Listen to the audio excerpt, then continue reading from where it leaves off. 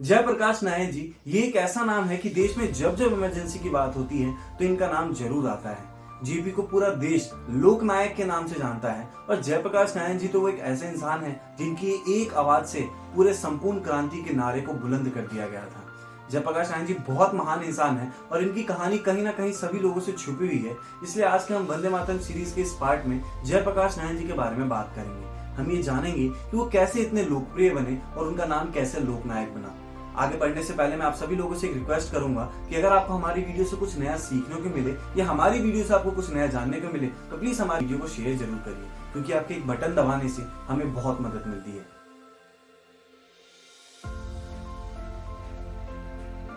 तो चलिए दोस्तों इस कहानी की शुरुआत करते हैं। इस कहानी की शुरुआत 11 अक्टूबर 1902 को हुआ था बिहार के सारण डिस्ट्रिक्ट में, जहां पर जयप्रकाश नारायण जी का जन्म हुआ था। इनके पिताजी का नाम हर्षुल दयाल श्रीवास्तव था और इनकी माताजी का नाम फूल रानी देवी था। आपको मैं बता दूं कि जयप्रकाश नारायण जी अपने माता पिताजी के चौथे संतान थे और इनकी शुरुआती पढ़ाई तो अपने गांव में ही हुई थी, लेकिन बाद में 9 साल की उम्र में अपना गांव छोड़ के पटना पढ़ाई करने के लिए चले गए थे। ये भी जानना आप लोगों को इम्पोर्टेंट है कि जयप्रकाश नारायण जी की शादी प्रभावती जी से मात्र 18 साल की उम्र में हो गई थी, लेकिन शादी के बाद भी उन्होंने अपनी पढ़ाई को नहीं रोका और उन्होंने अपनी पढ़ाई जारी रखी और इसलिए प्रभावती जी कस्तूरबा गांधी जी के साथ गांधी आश्रम में रहने लग गई थी। आगे जाके वो अमेरिका चले गए पढ़ाई करने के लिए, लेकिन आप सभी लोगों को ये जानकर हैरानी होगी कि वो अमेरिका तो चले गए पढ़ाई करने के लिए, लेकिन उनके पास वहां पे पढ़ाई पूरी करने के लिए पूरे पैसे भी नहीं थे और इसलिए उन्होंने कुछ टाइम तक रेस्टोरेंट में काम किया और जैसे तैसे 1929 तक अपनी पढ़ाई पूरी करी। जयप्रकाश नारायण जी की एक खासियत थी कि वो अपने लक्ष्य को प्राप्ति करने के लिए बहुत ज्यादा मेहनत करते थे और लक्ष्य को प्राप्त करके ही मानते थे। जयप्रकाश नारायण जी स्टूडेंट लाइफ में रहते हुए ही आजादी की लड़ाई में घुस गए थे और वो बिहार विद्यापीठ में शामिल हो गए थे, जिसके संस्थापक थे डॉक्टर राजेंद्र प्रसाद, जो कि बाद में जाकर भारत के पहले राष्ट्रपति भी बने। 1929 में जब जयप्रकाश नारायण जी अमेरिका से वापस लौटे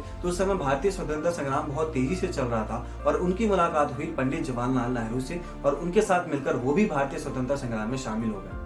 1932 में गांधी, नेहरू जैसे कई बड़े बड़े कांग्रेस लीडर को जेल में बंद कर दिया गया और उसके बाद उन्होंने भारत के कई हिस्सों में संग्राम को लीड किया, लेकिन बाद में जाके उन्हें भी मद्रास में गिरफ्तार कर लिया गया।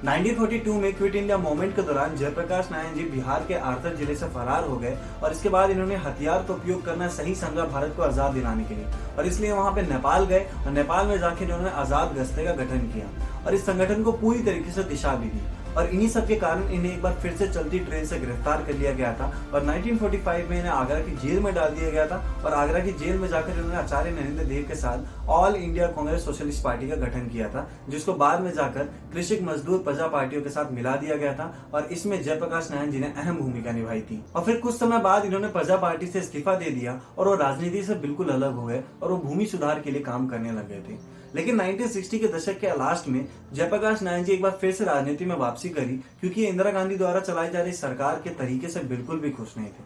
जयप्रकाश नारायण जी की तबियत बिल्कुल भी ठीक नहीं थी, उसके बावजूद भी बिहार में सरकारी भ्रष्टाचार के खिलाफ आंदोलन किया। जयप्रकाश नारायण जी के निगाहों में इंदिरा गांधी की सरकार बिल्कुल भ्रष्ट सरकार और अलोकतांत्रिक सरकार थी। 1975 में इलाहाबाद हाई कोर्ट में इंदिरा गांधी के ऊपर लगे चुनाव में भ्रष्टाचारी के आरोप साबित हो गए और इसके बाद जयप्रकाश नारायण जी ने उनके इस्तीफे की मांग कर दी। आपको मैं बता दूं कि इसी वजह से 1975 में इंदिरा गांधी की सरकार ने इमरजेंसी लगाई थी और जयप्रकाश नारायण जी जैसे कई सारे अपोजिशन लीडर को जेल में डाल दिया था। क्योंकि जयप्रकाश नारायण जी की तबियत बिल्कुल भी ठीक नहीं थी, इसलिए उन्हें मात्र 7 महीने में रिहा कर दिया गया। लेकिन 8 अक्टूबर 1979 को हमारे देश के लोकनायक जयप्रकाश नारायण जी हम सबको अलविदा कहकर चले गए और इसी के साथ हमारी भी ये कहानी खत्म होती है। जयप्रकाश नारायण जी आपका बहुत बहुत धन्यवाद, क्योंकि आप नहीं होते तो शायद ही हम अपनी आवाज उठाना जानते और आप नहीं होते तो शायद ही हमारा देश विश्व का सबसे मजबूत लोकतंत्र देश बन पाता। जयप्रकाश नारायण जी हम आज भी आपको और आपके काम को बिल्कुल नहीं भुला पाए हैं। इसी के साथ आपको हमारे वंदे मातरम का ये पार्ट अच्छा लगा हो या इस पार्ट से आपको कुछ नया सीखने को मिला हो तो प्लीज हमारी वीडियो को comment, like, share and subscribe जरूर करिए और बेल आइकन को जरूर प्रेस करिए। जय हिंद, जय भारत।